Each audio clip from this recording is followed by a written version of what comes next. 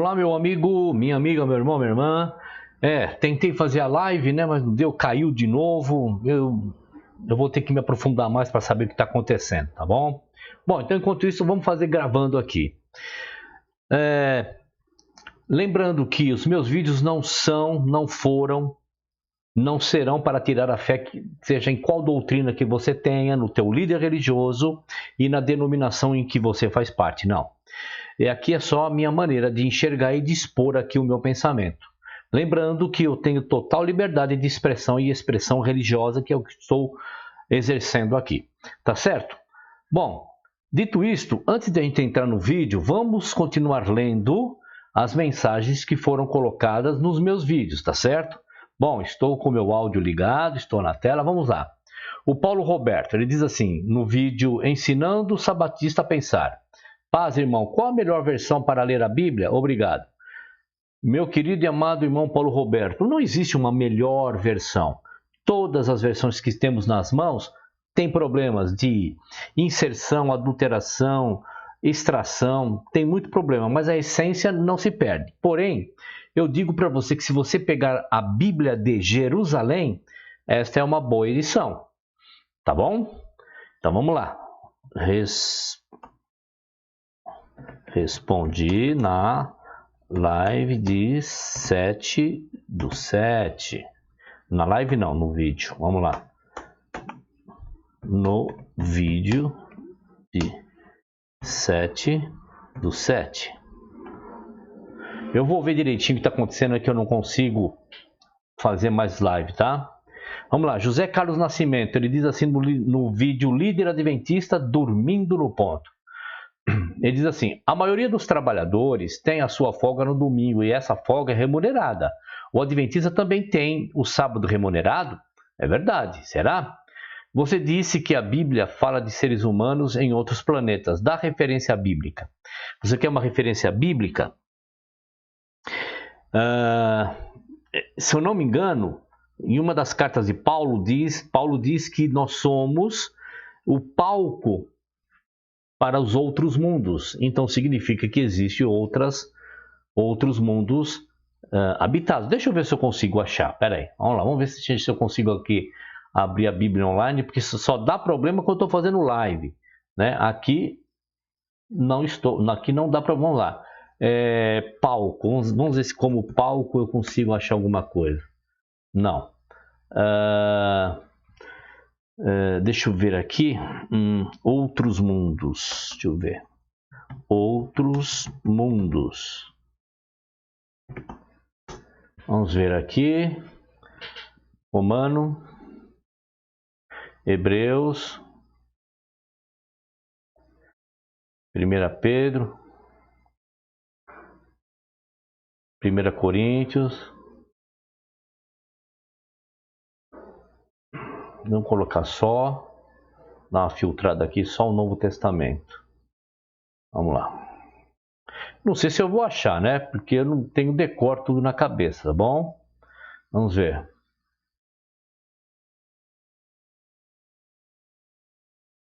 Não é João, 1 João, 1 Coríntios.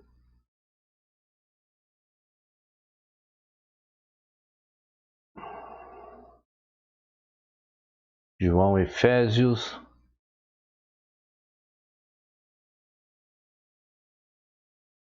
Gálatas.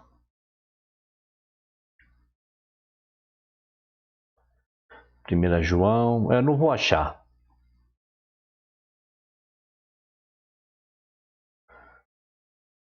Não vou achar mesmo. Tá certo?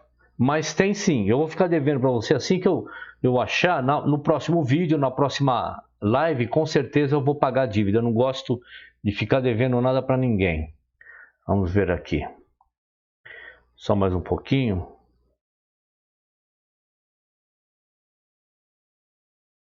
Eu não vou achar, senão a gente vai perder muito tempo aqui, tá bom? Então eu vou ficar te devendo, tá bom, José Carlos? Mas com certeza no próximo vídeo eu vou trazer. Rafael Silva, no vídeo e mensagem respondida, deu ok, legal, valeu. Vamos ver aqui, retidos, publicados, não tem nada. Então vamos, meus queridos, entrar na seguinte coisa. Vocês se lembram que eu fiz um vídeo aí, né? Eu fiz um vídeo há um tempo atrás. Fique calmo que eu só desapareci só um pouquinho. Eu fiz um vídeo um tempo atrás aí sobre a volta de Jesus, que uma pessoa tinha entrado, uma das pessoas que assistem meus vídeos, entrou em contato comigo completamente desesperada, dizendo: William, olha, Jesus já voltou conforme o vídeo. Aí eu trouxe o vídeo aqui e nós vimos que estava completamente descontextualizado. Me parece que isso é uma coisa crescente, está crescendo. Por quê? Porque no domingo passado agora, uma irmãzinha, o nome dela é Yara, da Bahia, ela me ligou dizendo: irmão, quando você está dizendo, né, quando você está negando que Jesus já voltou, eu vou dizer uma coisa para você, porque você não está sabendo enxergar aonde é espiritual, onde não é e tal e tudo mais. E ela falou assim: ó, assiste esses vídeos aqui que você vai ver que tudo vai clarear. Bom, então, este vídeo que eu vou analisar, é lógico que eu não trouxe todo ele, que tem 30 e tantos minutos, eu só trouxe o que interessa, o resto é somente volume para ter conteúdo, mas o mais importante eu trouxe aqui, trouxe as referências dele. E nós vamos ver direitinho o discurso dele, né? Como a irmãzinha disse que ela está fora do sistema, essa pessoa também está fora do sistema religioso. Nós vamos analisar então esse vídeo, tá certo? Vamos lá, vamos prestar atenção no que ele diz e vamos lá. Eu, como sempre, eu vou parando, vou comentando e tudo mais, tá bom?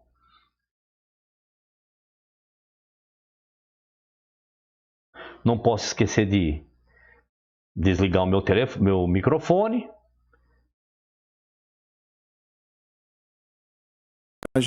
Tá bom? Vamos deixar a leitura das mensagens para o domingo, né? Graças a Deus nós temos o nosso culto racional de domingo. Bom, estranhamente, o nosso amigo aqui, ele diz que, né, conforme a irmãzinha, que ele é fora do sistema, que ele não está mais no sistema e tudo mais. Ele não está mais debaixo da igreja de pedra, mas ele tem uma igreja virtual, porque veja, graças a Deus, o culto que nós fazemos ao domingo, então, para mim, já abre o discurso aqui, que ele é uma pessoa que está dentro do sistema, só saiu do sistema físico para o virtual, mas ainda o conceito é que está dentro do sistema. Vamos lá. E fica o convite para você participar. No final da transmissão eu vou convidar a falar do horário direitinho, tá? Mas vamos deixar então a leitura, né, a nossa conversa para domingo, tá? Antes do nosso culto racional. Então, vou colocar para vocês aqui, para não perder o costume, o tema, né, do nosso estudo aí de hoje, então. Então, meus amigos, veja que o tema de hoje, né? É bem um discurso do sistema religioso, como se fosse um líder religioso. Vamos lá. Ele diz lá, o tema qual é? Premissas da escatologia consumada. Trazendo em outras palavras, porque aí está muito bonita, dizendo que tudo já se cumpriu. Tudo já se cumpriu. Tá certo? Esse aí é o tema, as premissas da escatologia consumada. Eu tenho essa vivência no meio do sistema. Eu também passei um tempinho muito rápido, muito breve, pela Igreja Adventista do Sétimo Dia. Opa, aí temos aí, né? Como ele disse que ele passou pelo sistema, deve ter passado por outras igrejas. E então, por último, parece que ele passou pelo Adventismo. Vamos lá. Tá, não cheguei a me filiar nem nada, mas eu frequentei durante um pequeno espaço de tempo. Então, assim, eu tive uma vivência no meio desse sistema religioso, né? Teve uma vivência? Não, você está dizendo como no passado. Você tem vivência no sistema religioso fora do sistema físico. Quando você diz que você tem culto aos domingos, você só transferiu os rituais vazios do sistema físico para o sistema virtual. Tá bom, meu querido? E eu me lembro muito bem que essa história da volta de Jesus era algo aterrorizante, pelo menos para mim era, né? né? Então, isso sempre foi um assunto muito aterrador, né? E vocês podem notar que as pessoas hoje em dia elas vivem absolutamente desesperadas com isso também. Elas vivem um pânico terrível. Jesus vai voltar? Quando vai voltar? Meu Deus, será que eu vou ficar? Eu me lembro que toda semana eu ouvia isso na igreja. Jesus está voltando. Prepare-se, igreja, para que ninguém tome a tua coroa. Jesus está voltando. Eu vivia desesperado com isso. E aí você se pergunta, por que essa tão falada volta de Jesus nunca acontece? É simples o porquê. Porque, biblicamente, ainda não tem cena para a volta do Cristo. Não está formatada ainda conforme anunciado na Bíblia, né, nos livros proféticos, escatológicos, que são revelações para o tempo do fim, ainda não está preparada a volta dele ainda. É por isso que ainda não veio. Agora, se sentir aterrorizado pela volta do Cristo, se eu vou ficar, veja que o entendimento dele é que tem que ir. E você já sabe que no meu canal está muito bem explicado, né? Nós temos que querer ficar e não sair daqui, tá certo? Vamos lá, vamos continuar. Então vamos entrar na palavra aqui. Vamos observar de onde nós tiramos a premissa, né, da escatologia consumada. Então veja que agora ele está dizendo, vamos entrar na premissa, ou seja, vamos entrar no princípio, na base de que tudo já aconteceu, porque ele fala bonitinho, né? Das coisas já consumadas, né? Então veja, agora, a partir de agora ele vai trazer informações da onde ele tira, a partir daí, todo o raciocínio de que Cristo já voltou. As coisas já foram consumadas. Por que nós não esperamos uma volta de Jesus, que se acontecesse no futuro seria uma terceira volta? Vamos ler juntos aqui Mateus capítulo 24, versículo 34. Vejam só. Olha o que Jesus falou. Note que Mateus 24, Jesus está profetizando sobre o fim do mundo, né? Ou seja, sobre o fim, sobre o apocalipse que aconteceria. Não, senhor, meu amigo. Essa passagem de Mateus 24, 34, ele não está falando do fim do mundo, não, senhor. Você, infelizmente, está torto, está errado. Vamos lá, vamos continuar, vamos entender o que ele vai querer dizer aqui. Vamos lá. Tá? Todo o contexto ele fala do que aconteceria antes da fatídica vinda, da parousia dele. No versículo 34 ele diz, eu lhes asseguro, eu estou lendo aqui a Nova Versão Internacional, eu lhes asseguro que não passará esta geração, note bem o que ele está falando, está sublinhado aí, não passará esta geração sem que todas, até que, né? É porque eu estou lendo a Nova Versão e estou com um pensamento em outra versão. Não passará esta geração até que todas estas coisas aconteçam. Notou aí? Não passará esta geração. Se você tem uma Bíblia aí na mão, meu amado, sublinhe isso aí. Não passará esta geração. Tudo que Jesus profetizou ali, no contexto, tá? Tudo que ele profetizou. Ele está falando da sua vinda, da sua parousia, do juízo sobre Israel, né? Tudo aquilo que aconteceria. Eu não vou entrar nisso hoje, tá? Hoje é só uma premissa, tá bom? Depois a gente vai entrar em Mateus 24, com calma, gente. Muita calma e paciência. Então, eu vou seguir tudo isso que ele vai estar falando. Nesse primeiro vídeo aqui, é essa a introdução dele aí, tá? E todo o resto que ele está falando, calma, gente, nós vamos ver para frente e tal, nós vamos ver mesmo, tá? Eu não vou entrar nisso hoje. Só estou mostrando a premissa. Eu lhes asseguro que não passará esta geração até que todas estas coisas aconteçam. Se ele disse que aquela geração veria aquelas coisas acontecerem, eu tenho que acreditar no que Jesus falou. Ele está certo. Mas quais coisas, meu amigo? Quais? Você está dizendo que é sobre o fim dos tempos. Será mesmo? Se vocês observarem, Jesus de Nazaré aqui, ele tinha 33 anos, pouco mais de 30 anos.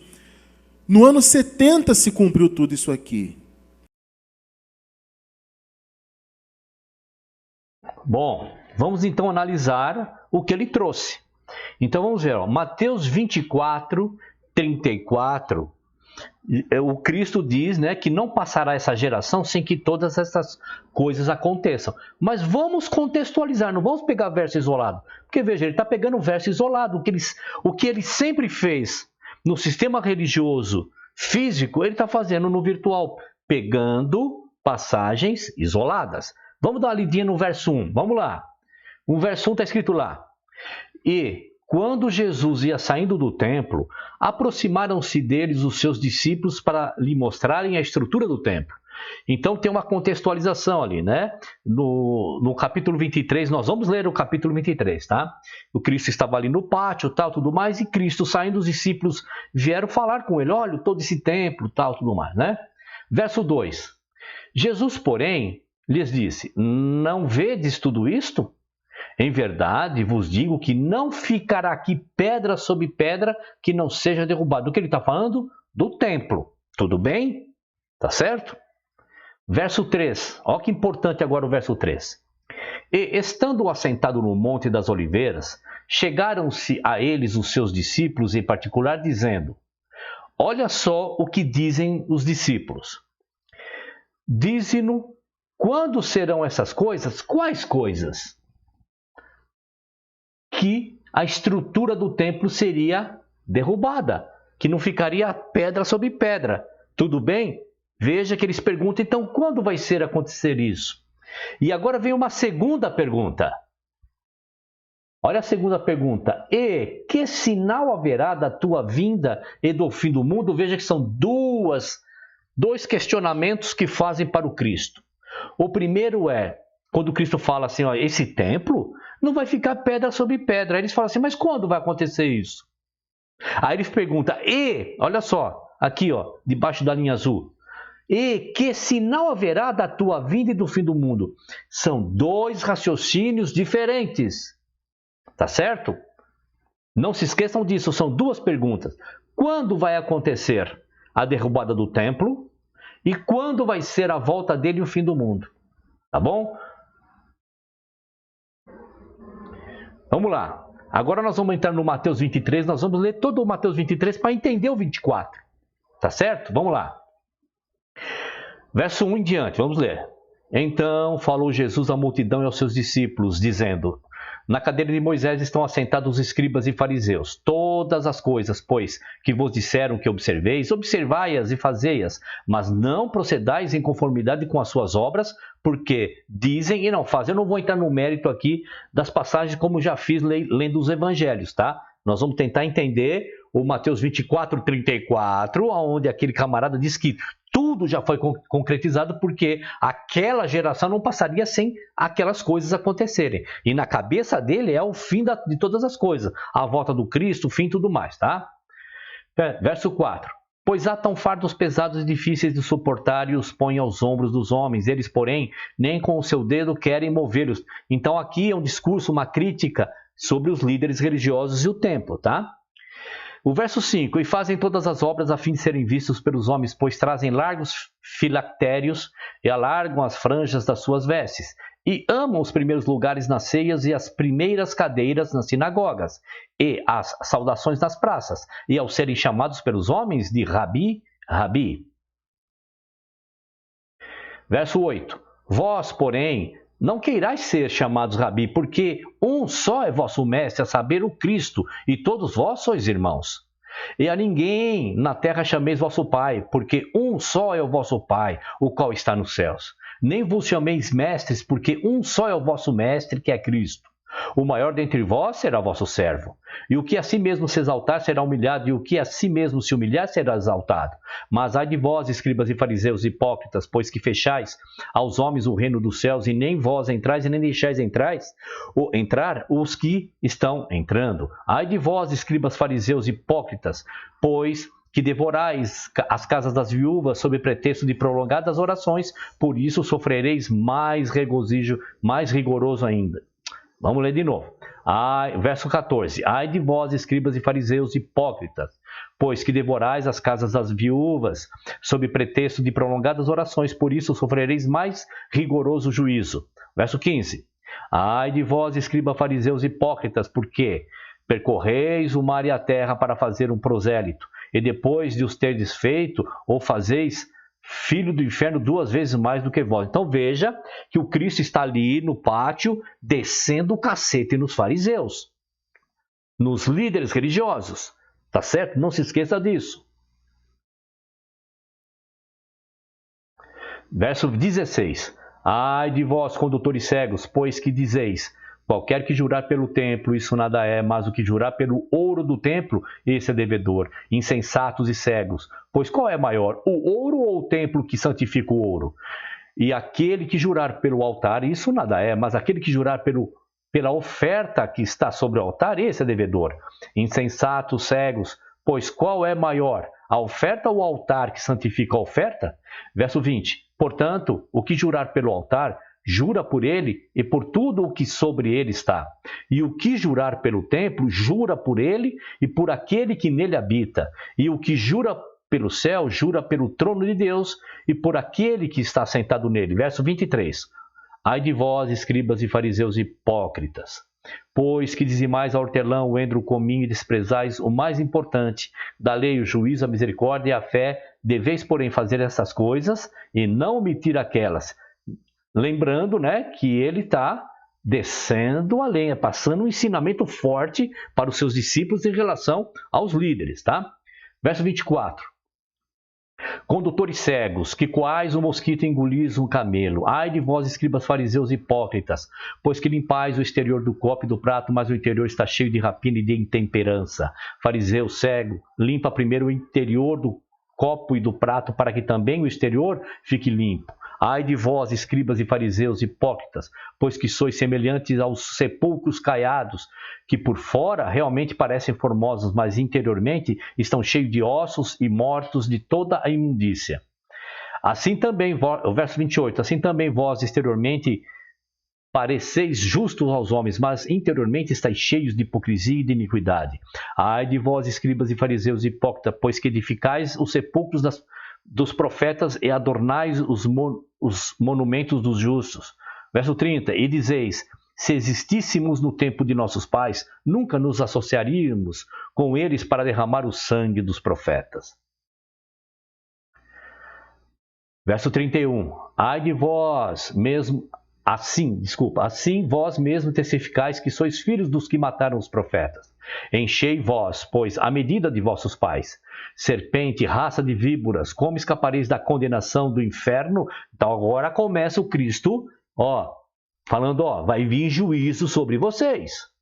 Verso 34, portanto, eis que vos envio profetas, sábios, escribas, a um deles matareis e crucificarei, a outros deles açoitareis as vossas sinagogas e perseguireis de cidade em cidade, para que sobre vós caia todo o sangue justo que foi derramado sobre a terra, desde o sangue de Abel, o justo, até o sangue de Zacarias, filho de Baraquias, que matastes entre o santuário e o altar. Verso 36, e em verdade vos digo que todas essas coisas hão de vir sobre esta geração. Opa, olha aí. Ele está falando de novo, em verdade vos digo que todas estas coisas hão de vir sobre esta geração.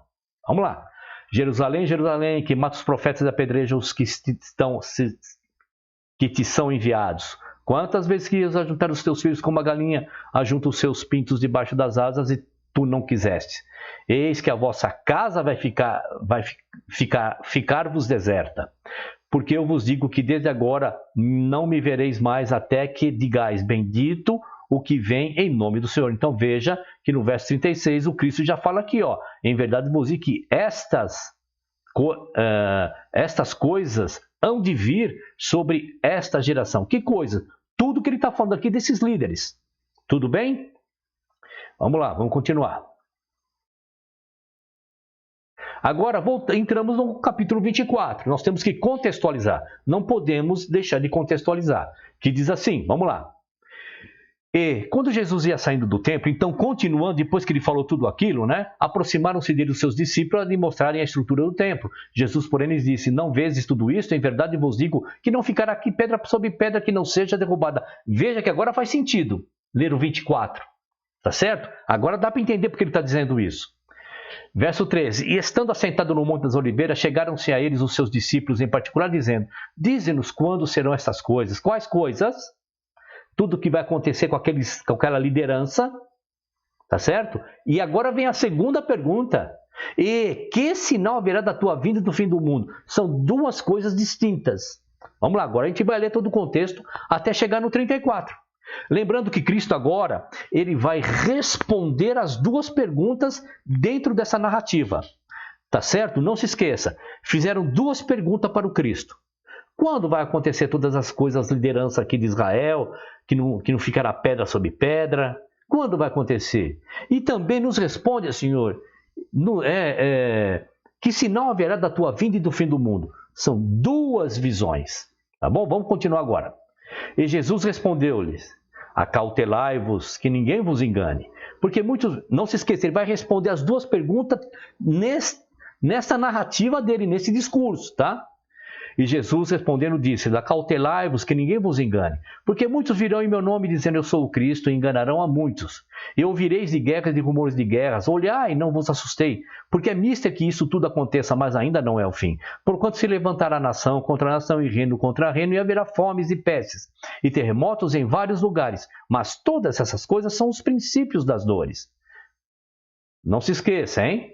Não perca a linha de raciocínio. Ele está respondendo duas perguntas: quando vai acontecer a derrubada do templo e quando vai acontecer o tempo do fim e a volta dele. Verso 9. Deixa eu tomar um pouco de água aqui. Então vos hão de entregar para ser atormentados, e matar-vos-ão e sereis odiados de todas as nações por causa do meu nome. Nesse tempo muitos serão escandalizados e trair-se uns aos outros, e uns aos outros se odiarão. E surgirão muitos falsos profetas, enganarão a muitos, e por se multiplicar a iniquidade, o amor de muitos esfriará. Mas aquele que perseverar até o fim, esse será salvo. E este evangelho do reino será pregado em todo o mundo, em testemunho de todas as nações, então virá o fim. Do que o Cristo está falando aqui? Provavelmente da segunda pergunta: e que sinal haverá da tua volta e do fim do mundo? Provavelmente ele está falando disso. Vamos continuar? Verso 15.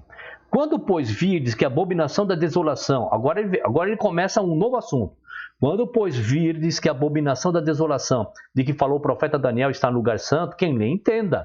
Então, os que estiverem na Judéia, fujam para os montes. Agora não tem nada a ver com o tempo do fim. Que adianta fugir da Judéia para os montes se é o fim? Não é. Agora o Cristo está falando do quê? Muito bem. Está entendendo. Agora ele está falando da derrubada do templo, né? De tudo aquilo que Cristo falou no capítulo 23 para aquela liderança. Muito bem. Você já entendeu onde nós vamos chegar, né? É isso aí. Verso 16. Então os que estiverem na Judéia não fujam para os montes, e quem estiver sobre o telhado não desça para tirar alguma coisa de sua casa. E quem estiver no campo, não volte atrás para buscar as suas vestes, mas ai das grávidas, dos que amamentam naqueles dias. Orai para que a vossa fuga não aconteça no inverno e nem no sábado. Verso 21. Porque haverá então grande aflição como nunca houve desde o princípio do mundo até agora, nem tampouco há de haver. E se aqueles dias não fossem abreviados, nenhuma carne se salvaria, mas por causa dos escolhidos serão abreviados aqueles dias. Então, se alguém vos disser: eis que o Cristo está aqui ou ali, não lhes deis crédito. Porque surgirão falsos cristos e falsos profetas, e farão tão grandes sinais e prodígios que, se possível, enganariam até os escolhidos. Eis que eu vou-lo tenho predito. Portanto, se vos disserem: eis que ele está no deserto, não saiais. Eis que está no interior da casa, não acrediteis, porque assim como o relâmpago sai do oriente e se mostra até o ocidente, assim também será a vinda do Filho do Homem. Veja que na descrição, quando ele vai falar sobre a destruição do templo de Jerusalém, né, a captura lá do ano 70 do general Tito, veja que agora ele acrescenta uma informação. Olha, verso 27, porque assim como o relâmpago sai do Oriente se mostra até o Ocidente, assim também será a vinda do Filho do Homem. Agora ele acrescenta, ó, lembra que vocês me perguntaram como será a minha vinda? Então, quando ele está descrevendo sobre a destruição de Jerusalém, porque é a primeira pergunta que fizeram, ele acrescenta, ele insere ali, olha, tá vendo tudo isso? E eu vou dizer uma coisa para vocês. Do mesmo jeito que o relâmpago sai do Ocidente para o Ocidente, vai ser a vinda, ou ele quis dizer, a vinda dele. Para as pessoas ficarem espertas. Como ele está pedindo para as pessoas ficarem espertas sobre a destruição de Jerusalém, ele está falando para ficarem espertas sobre a volta dele, né, do Filho do Homem. Tá? Tem que montar essa linha de raciocínio, senão fica pensando que nem um rapaz lá. Tá? Verso 28. Pois onde estiver o cadáver se ajuntarão as águias, e logo depois da aflição daqueles dias, o sol escurecerá, e a luz não dará a sua luz, e as estrelas cairão do céu, e as potências do céu serão abaladas. Deixa eu só voltar um minutinho aqui.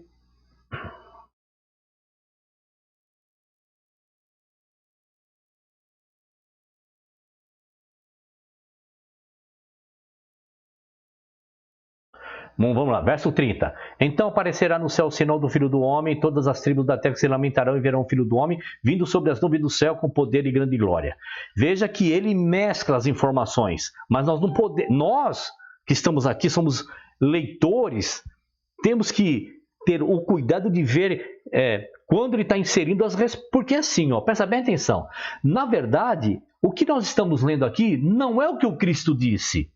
Nós estamos lendo aqui o que Mateus escreveu ouvindo o que Cristo disse. Não podemos esquecer de maneira alguma, tá? Primeiro porque Cristo, ele discursou em hebraico, né? E aqui foi escrito em grego. Tá bom? Então, repita e reflita no que eu estou falando. O que nós estamos vendo aqui não é o discurso do Cristo. Nós estamos vendo aqui o que Mateus escreveu. Tá bom? Então vamos lá, vamos continuar.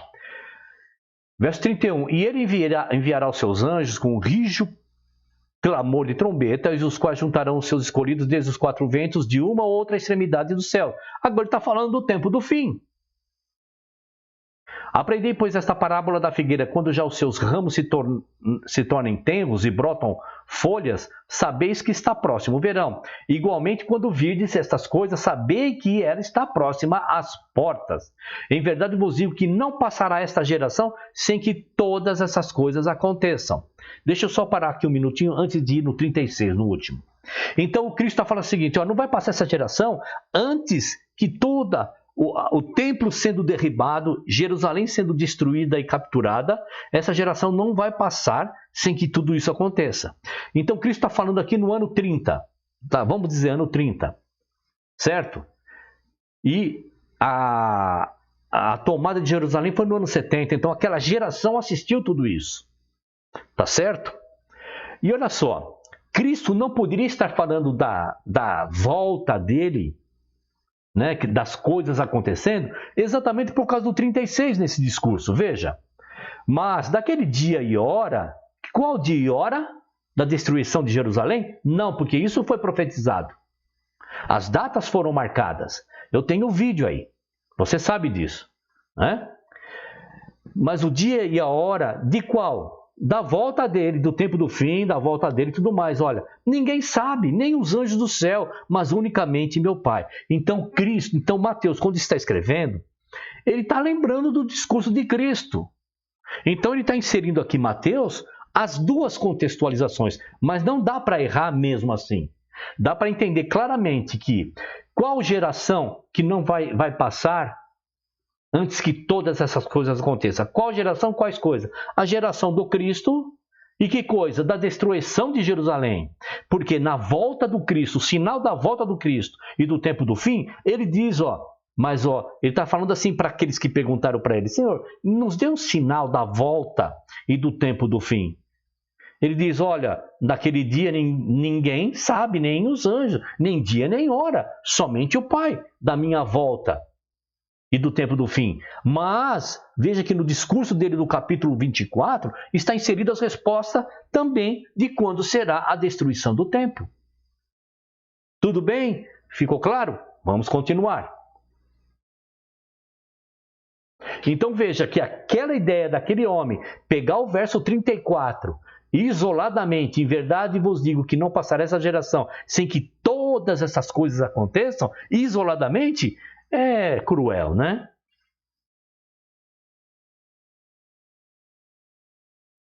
Observe comigo, por exemplo, Mateus 23, 36.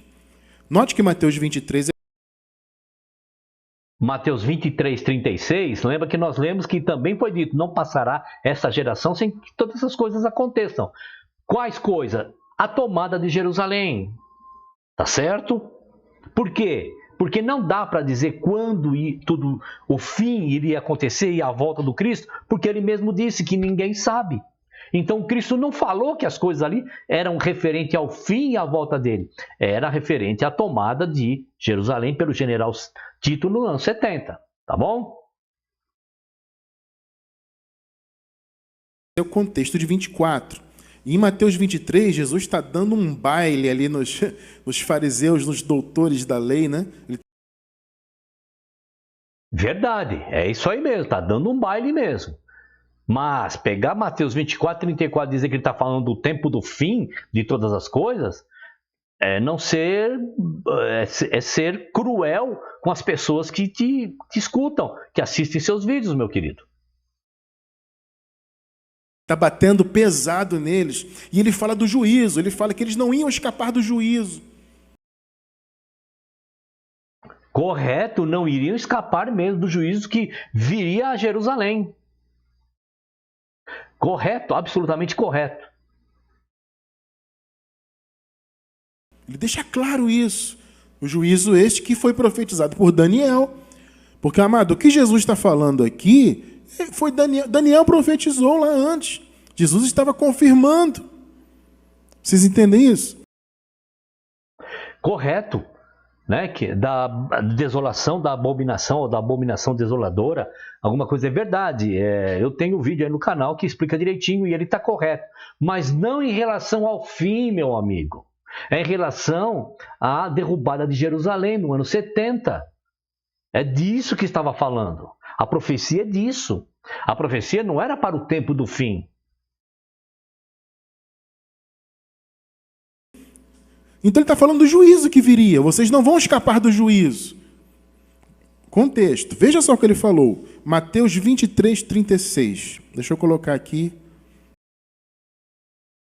Então veja que a sistemática dele, do sermão que ele está fazendo, porque isso é um sermão virtual, é o mesmo das denominações. Ele pega um verso isolado aqui, monta toda uma linha de raciocínio, aí pega um outro verso isolado aqui para montar outra linha de raciocínio para que as duas se encaixam. E isso é o sistema religioso que faz. Eu fiz isso durante 20 anos no sistema religioso. Mas não, o que devemos fazer é ler, como nós fizemos agora. Lemos o capítulo 23 inteirinho para entender o começo do 24 para chegar até o 34. E no 36, 24, 36, o Cristo fala, olha gente, e agora sobre a minha volta e o fim do mundo, olha, isso aí ninguém sabe, nem os anjos, só o Pai.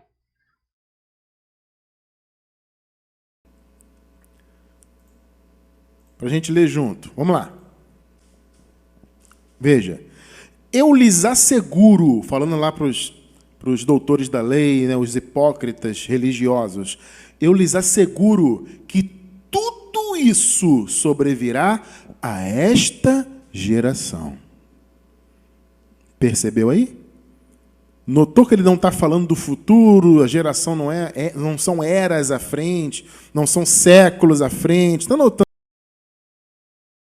Ele está correto, não é de eras à frente, nem séculos à frente, porque ele não está falando disso sobre o fim. Ele está falando sobre o que viria para aqueles líderes religiosos em Jerusalém do ano 70. Mas ele está querendo fazer um link que Cristo, quando está falando que tudo vai se consumar, já era naquela época. Isso, ele está falando para aqueles judeus lá, né, principalmente os fariseus, os doutores da lei, os religiosos. Esse juízo vai vir sobre a geração. de vocês. Por isso que lá na frente, em Mateus 24, ele diz, não, ele começou a profetizar, como eu falei, depois a gente vai entrar nisso com calma, em todo o contexto, mas ele começou a profetizar, né, sobre o juízo, sobre a parousia, sobre a vinda dele. Ele disse... Tá vendo como ele tá tentando convencer de que quando ele diz que a vinda dele, aquela geração não iria passar sobre a vinda dele, ele não está sendo real com o que está escrito. Sobre a vinda dele, ele disse, olha, não sei, ninguém sabe. Agora, sobre a profecia de Daniel, abominação, desolação, isso sim, é disso que ele estava falando. Essa geração não vai passar sem que isso aconteça. Não passará esta geração. Então, para mim, está muito claro isso aí. Vamos ler aqui. Sim, fica claro. Se você pegar um verso isolado aqui, outro aqui, e falar, olha, eles estão falando de uma coisa só, fica claro. Mas leia, meu amigo. Leia o capítulo 20, faça como eu fiz. Leia o capítulo 23 e o 24, que aí vai ficar claro que Cristo estava falando de duas coisas distintas. Para confirmar que Jesus está falando realmente daquela geração, que não são eras à frente. Eu preciso ser repetitivo, tá? Sim, Cristo, quando ele diz que não passará essa geração sem que todas as coisas aconteçam, ele não está falando da volta dele nem do fim das coisas. Ele está falando do ano 70, a tomada de Jerusalém. Vamos ver o que ele vai trazer aqui de novidade. Mateus 16, tá? Vamos ler os versículos 27 e 28. Olha só o que Jesus fala aqui. Porque o Filho do Homem, está falando obviamente dele, né? Porque o Filho do Homem há de vir na glória de seu Pai, com os seus anjos. Observe. E então retribuirá cada um segundo as suas obras. Juízo, né? Agora veja o 28. O importante aqui é o 28. Em verdade vos digo, alguns do que aqui estão, notou? De modo nenhum provarão a morte até que vejam, olha aí, amados, presta bem atenção na leitura, até que vejam vir o Filho do Homem no seu reino. Deixa eu parar um minutinho aqui, né, para nós podermos contextualizar o que ele está falando aqui, tá? Porque ele é cruel, ele pega um verso, dois no máximo, para poder trazer uma ideia. Então veja que Mateus 16, 27, o que ele está falando aqui? Ele não está falando da tomada de Jerusalém, ele está falando do tempo do fim. Então veja, então está escrito lá, porque o Filho do Homem há de vir na glória de seu Pai com os seus anjos, e então retribuirá a cada um segundo as suas... Então ele está dizendo, o Cristo está dizendo que ele virá ainda, é futuro. Está certo? Tudo bem? E no verso 28, agora ele traz lá uma informação legal, que diz assim, em verdade vos digo, alguns dos que estão aqui, ali presente, de modo nenhum provarão a morte até que vejam vir o Filho do Homem no seu reino. Aí você pode falar, checkmate, William. Então, como é que é? Tem gente viva até hoje desde lá? Calma, vamos lá. Estão, notou? De modo nenhum provarão a morte até que vejam, olha aí, amados, presta bem atenção na leitura, até que vejam vir o Filho do Homem no seu reino. Amado, por favor, não há como interpretar diferente. Há sim como interpretar diferente se nós contextualizarmos o que ele está dizendo aqui, que não provarão a morte. Só que, infelizmente, meu amigo, com amor em Cristo eu lhe digo, a sua postura é do sistema religioso. Isoladamente trazer uma ideia errada. Tem que ter, há sim uma outra maneira de ver e nós vamos ver. Alguns dos que aqui estão, de modo nenhum provarão a morte, até que vejam, percebeu aí? Até que vejam vir o Filho do Homem no seu reino. Bom, vamos lá, Mateus 16, né? Vamos dar uma lidinha aqui, ó. Vamos dar uma lidinha desde o verso 22 para a gente poder montar a linha de raciocínio. Você que me conhece sabe que eu sou assim. Verso 22 diz assim, ó. E Pedro, tomando-o de parte, começou a repreendê-lo, dizendo: Senhor, tem compaixão de ti, de modo nenhum te acontecerá isso. Ele, porém, voltando-se, disse a Pedro: Para trás de mim, Satanás, que me serve de escândalo, porque não compreendes as coisas que são de Deus, mas só as que são dos homens. Então disse Jesus aos seus discípulos: Se alguém quiser vir após mim, renuncie-se a si mesmo, tome sobre si a sua cruz e siga-me. Porque aquele que quiser salvar a sua vida, perdê-la-á. E quem perder a sua vida por amor de mim, achá-la-á. De que o Cristo está falando aqui? Ele está falando de perder a vida em relação à salvação ou em relação à morte física e carnal de agora? Vamos trabalhar isso. Pois que aproveita o homem ganhar o mundo inteiro se perder a sua alma? Agora ele está falando de salvação. Que adianta o homem querer ser o que ele acha que deve ser e perder, só um instantinho aqui, e perder a sua alma, ou seja, perder a sua salvação. Só mais um instante.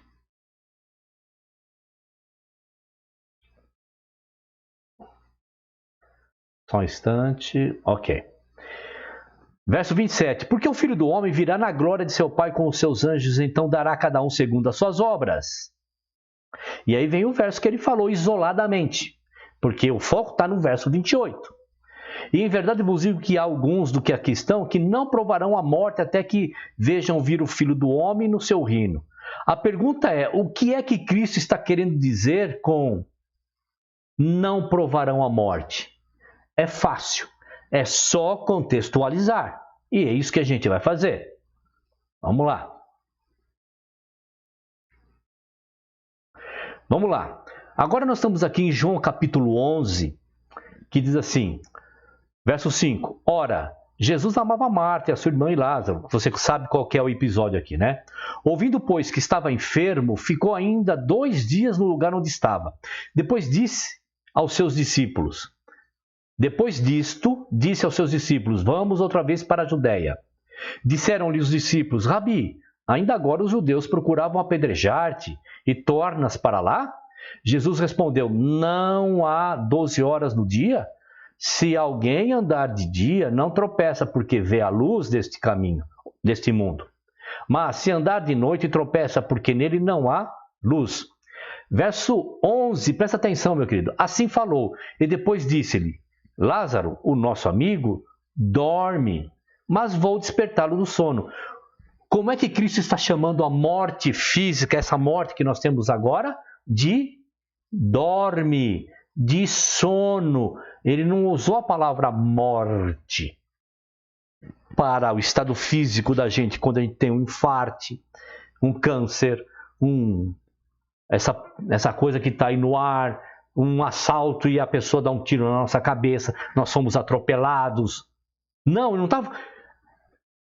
Essa morte, que nós chamamos de morte, ele chama de sono. Vamos lá, verso 12. Disseram, pois, os seus discípulos, Senhor, se dorme, estará salvo. Então ele está dizendo o seguinte, bom, se ele não está morto, então ele está vivo, Senhor. Verso 13, para confirmar o que eu estou falando para vocês. Mas Jesus dizia da sua morte. O sono é da sua morte que Cristo estava falando. Eles, porém, cuidavam que falava do repouso do sono. Então Cristo, quando está chamando a morte física da gente de sono, os discípulos não entendiam que Cristo não estava chamando de morte. Você vai saber por que na frente. Então, os discípulos falaram, bom, Senhor, então se ele não morreu, então ele está vivo. Mas Cristo está falando do quê? Falava do sono. E o verso 14, então Jesus disse-lhe claramente, Lázaro está morto. Se vocês entendem que isso, essa condição que a pessoa está, que Lázaro está, é uma morte, então ele está morto. Mas a minha linguagem que eu uso é sono. Está claro que o Cristo usa essa morte agora como sono? Vamos continuar.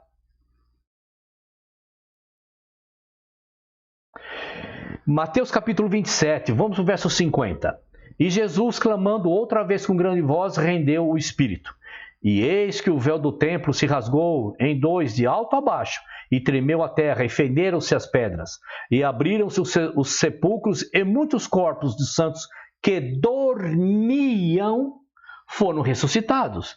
Veja que aqui em Mateus começa a usar a linguagem do Cristo. Então a pessoa que é morta agora dormem. Estão dormindo, estão no sono desta morte agora. Tá certo?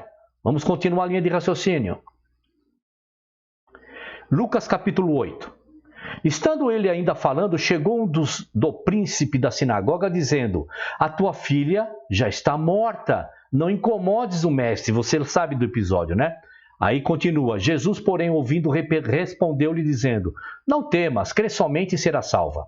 E entrando em casa, e ninguém deixou entrar, senão a Pedro e a Tiago e a João, e ao pai e à mãe da menina. E todos choravam e pranteavam. E ele disse, o Cristo: não choreis, não está morta, mas dorme. Veja, o Cristo chama essa morte, que nós chamamos de morte, que os discípulos chamavam de morte, de sono, estava dormindo. Ao verso 53, tanto é verdade que, olha, e riam-se dele, sabendo que estava morta, mas o Cristo falava que dormia. Ok? Vamos continuar. O Atos capítulo 13. Por isso também, em outro salmo diz: não permitirás que o teu santo veja corrupção. Porque, na verdade, tendo Davi no seu tempo, nós estamos em Atos, hein, tá? Tendo servido conforme a vontade de Deus, dormiu, foi posto junto de seus pais e viu a corrupção. Compreende que eles estavam começando a usar a linguagem do Cristo? Que o morto agora, a palavra não é morte. Que eles entenderam o que significa morte e você vai entender. Significa o quê? Que eles estavam dormindo. Vamos continuar. 1 Coríntios capítulo 15. Vamos lá. Verso 3. Porque primeiramente vos entreguei o que também recebi, que Cristo morreu por nossos pecados segundo as Escrituras, e que foi sepultado e que ressuscitou ao terceiro dia segundo as Escrituras, e que foi visto por Cefas e depois pelos 12. Depois foi visto uma vez por demais depois foi visto uma vez por mais de 500 irmãos, que nos quais ainda a maior parte, mas alguns já dormem também, alguns já morreram, já dormem. 1 Coríntios capítulo 15 ainda, vamos lá. E se Cristo não ressuscitou, é vã a vossa fé, ainda permaneceis nos vossos pecados. E também os que dormiram em Cristo, dormem, estão dormindo em Cristo, estão perdidos. Se esperamos em Cristo só nessa vida, somos os mais miseráveis de todos os homens. Mas, de fato, Cristo ressuscitou dentre os mortos e foi feito as primícias dos que dormem.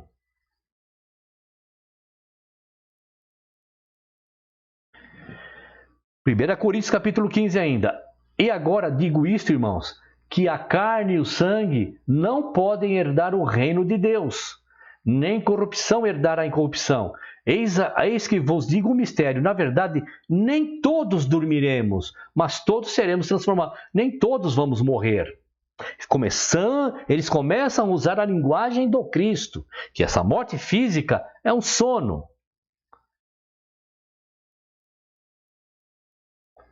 1 Tessalonicenses capítulo 4. Não quero, porém, irmãos, que sejais ignorantes acerca dos que já morreram, não, dos que já dormem.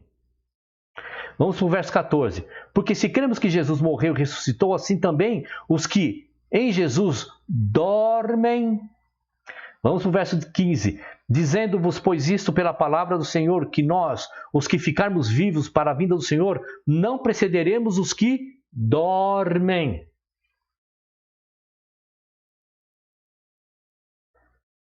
Segunda Pedro, capítulo 3, verso 4, dizendo: onde está a promessa da sua vinda? Porque desde que os pais dormiram... Lindo, né? Quando a gente contextualiza tudo, né? E provavelmente, agora você vai entender quando é em que circunstância a palavra morte é usada pelo Cristo. João capítulo 8, vamos lá. Em verdade vos digo que, se alguém guardar a minha palavra, nunca verá a morte. Então quer dizer que todo mundo, os discípulos viram a morte? No contexto físico, é lógico que viram, eles dormiram. O que Cristo está dizendo aqui é que aquele que guarda a palavra, lá em Apocalipse diz que tanto os justos como os injustos vão ressuscitar, uns para a vida eterna e outros para a morte. Então, meu amigo, quando você quer trazer aqui, vamos colocar aqui, olha só, Mateus 16, 28, isoladamente. Em verdade vos digo, alguns dos que aqui estão, de modo nenhum provarão a morte, fazendo um link com Mateus que nós vimos atrás. Meu amigo, seja honesto com as passagens, contextualizam. Aqui Cristo está falando da morte de salvação. Então, em verdade te digo que alguns que estão aqui, de modo algum, provarão a morte, ou seja, vão perder a sua salvação até que vejam ver o Filho do Homem no seu reino. E, infelizmente, ele descontextualiza. Vamos lá. Vamos continuar aqui, vamos ver o que mais ele vai trazer. Agora, observe comigo aqui, raciocina, vamos raciocinar. Alguns do que aqui estão não provarão a morte, até que vejam ele vir. Será que existe alguém vivo até hoje com mais de 2000 anos? Vamos contextualizar.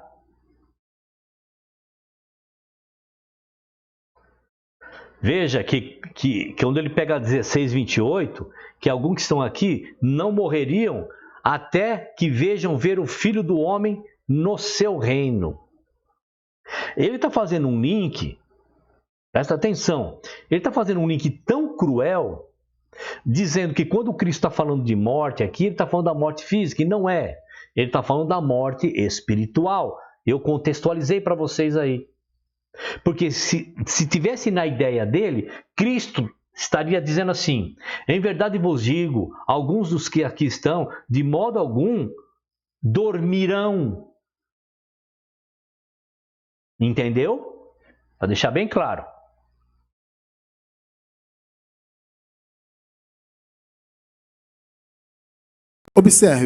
Observe comigo aqui, raciocina, vamos raciocinar. Alguns do que aqui estão não provarão a morte, até que vejam ele vir. Será que existe alguém vivo até hoje com mais de 2000 anos? Ou perto de 2000 anos? Então, veja, né, que sem contextualizar, a coisa parece até infantil, né? E o pior é que tem gente que vai atrás disso, como eu disse. A irmãzinha me ligou, nunca falou comigo, é uma outra irmã essa. Olha, irmão, Cristo já voltou, as coisas já aconteceram, sim. Baseado nessas informações. Se eu imaginar que a volta de Jesus que ele profetizou em Mateus 24 é no futuro, então tem que entender que há pessoas ainda daquela época que estão vivas. Não, amigo, é que lá em Mateus 24 você não separou. Senhor, quando essas coisas vão acontecer, derribada do templo e tal, e também quando o sinal da sua volta e do fim do mundo. É que você, juntou tudo sem contextualizar. Aguardando ele voltar, qual é a lógica e qual o sentido disso? Percebeu que já se consumou? Observou bem? Em todo o capítulo é uma profecia sobre a parousia de Jesus, a vinda dele no ano 70, no caso em juízo, para aquela geração. Apocalipse 1:1. Percebeu? Percebeu como agora no final aí dessa ideia, antes de Apocalipse 1, ele contextualiza, descontextualizando, que tudo já aconteceu. Vamos pôr de novo? Voltar, qual é a lógica e qual o sentido disso? Percebeu que já se consumou? Observou bem? em todo o capítulo é uma profecia sobre a parousia de Jesus, a vinda dele no ano 70, no caso, em juízo, para aquela geração. Apocalipse 1:1, o primeiro versículo. Vamos ler aqui? Apocalipse 1, versículo 1. Olha só, presta bem atenção. Revelação de Jesus Cristo, que Deus lhe deu para mostrar aos seus servos as coisas que brevemente, brevemente devem acontecer. Vamos lá, vamos tentar entender aí, vamos contextualizar, vamos trazer aqui informações. Então, João estava numa ilha, longe de todos os seus parentes e seus amigos, como se fosse um bandido, um assassino, um doente, um leproso. Então, agora ele tem uma visão que diz que é a revelação de Cristo para Deus, para mostrar aos seus servos, coisas que brevemente iriam acontecer. É óbvio que a esperança dele era que todas as coisas que ele iria escrever, que ele teve em visão, deveria acontecer o mais rápido possível. Por quê? Você acha que ele estava gostando de estar na ilha lá onde ele escreveu as cartas, o Apocalipse? É claro que não. Então o anseio dele é que essas coisas brevemente iriam acontecer. Tá bom? Segundo, se brevemente para ele é uma coisa assim, que para ele vai dizer que isso foi para o ano 70 e tal, tudo mais, cadê a abertura dos selos, as 7 trombetas, os cavaleiros do Apocalipse, a derrubada de Babilônia? Onde está esse... a levantada do líder universal, religioso e político? E não me venham falar, tá, que isso é coisa de adventista. Não, isso é bíblico. Tá bom? Como eu já disse para vocês, que as denominações, elas têm que falar verdades com mentiras, porque ela não se sustenta se só falar mentiras. Tá certo? Então, o pano de fundo para que as coisas do Apocalipse pudessem acontecer, ainda não aconteceu. Vamos lá, vamos continuar. Observe, amado. Note que está aí, né, destacado aí. Revelação de Jesus Cristo que Deus lhe deu para mostrar aos seus servos as coisas que brevemente devem acontecer. Vamos raciocinar em cima disso? Brevemente são muitos séculos? Não. Brevemente é um curto período de tempo. Observe só, para você ver que isso... Meu amigo, a contextualização de brevemente é que João queria que essas coisas acontecessem o mais rápido possível, porque estava insuportável viver onde ele estava vivendo. Tanto é que eu não vou ler o livro de Apocalipse todinho aqui, que vou repetir só o que eu disse no áudio anterior aqui. Onde estão as coisas de pano de fundo para que as coisas que brevemente deveriam acontecer, aconteceram? Ainda não aconteceram. As trombetas, os selos, as 7... E aí por aí vai, os cavaleiros do Apocalipse, a queda de Babilônia, as 2 testemunhas na praça. Não aconteceram ainda, amigo. Então, João escreveu a palavra brevemente ali, na ansiedade que tudo isso acontecesse o mais rápido possível. Não é bobagem? Essa palavra aplicada em outro versículo, em outra passagem bíblica. 1 Timóteo, capítulo 3, verso 14.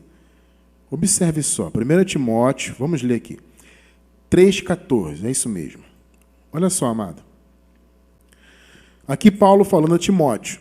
Escrevo-lhe estas coisas, embora espero ir vê-lo em breve. Então eu lhe faço uma pergunta, meu querido amigo. E Paulo viu Timóteo brevemente? Ele foi visitá-lo? Ele foi ver Timóteo quando ele escreveu isso?